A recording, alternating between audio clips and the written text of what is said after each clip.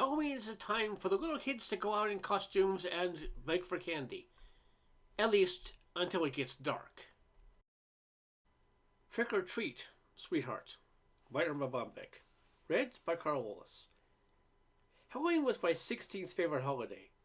It rated somewhere between the April 15th income tax deadline and a New Year's Eve without a babysitter.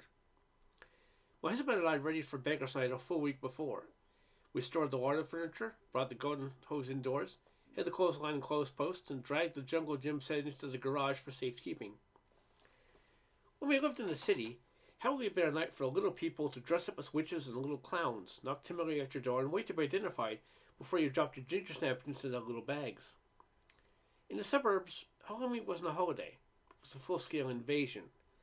Carpools transported herds of children from one plat to another. Planes and buses just passed the children for as far as the 3 counties away. Greet stations were set up where looked to be empty so they could start out fresh. And the beggars themselves were so intimidating that if your treat wasn't acceptable, you could conceivably lose your health through pain. The small children usually came between 5 and 5:30 when it was still daylight.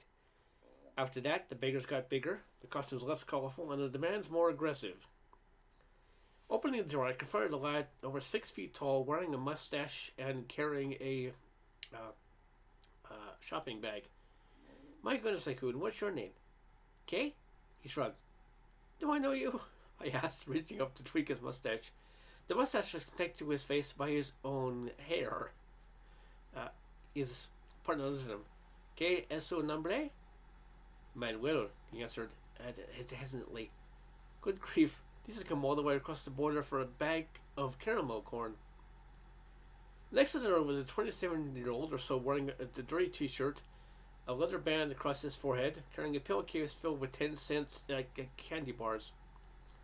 "Let's see," I mused. "You're too old for my insurance, man, and too big for King Kong." I gave up. He blew a giant bubble in my face and juggled his bag impatiently. "I'm Tonto." "All right, Tonto," I said. "Here's a bright, shiny penny for you." "Cripes, lady," I said. He said, "Can you spread this?" Later I was to discover Tonto very strong. Tato built TV antenna after I gave him his shiny new penny. Mentally, I began to draw up a list of rules and regulations that would give Halloween back to the little children. How do you know when you're too old to go begging? You're too old when your mask tickles your mustache. You're too old when you figure out the only thing a penny will buy is your weight and you're watching it. You're too old when you drive yourself to the subdivisions. You're too old when you say thank you and your voice is changing. You're too old when you're rapping on the door and Johnny Carson is signing off. You're too old when you reach over to close your bag and your cigarettes fall out of your pocket.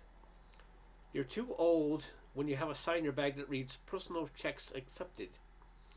And you're too old when the lady of the house turns you on more than a candy apple she just gave you. Around 11 o'clock I refused to answer the door.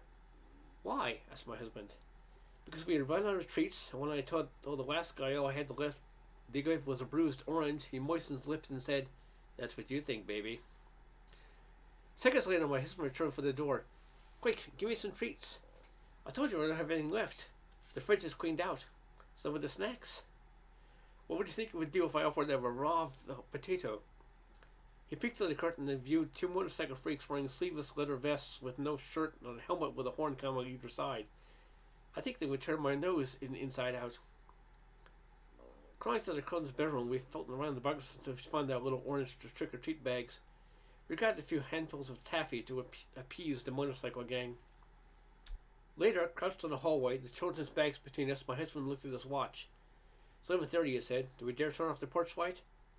"I don't think so," I said tiredly. "It's too risky.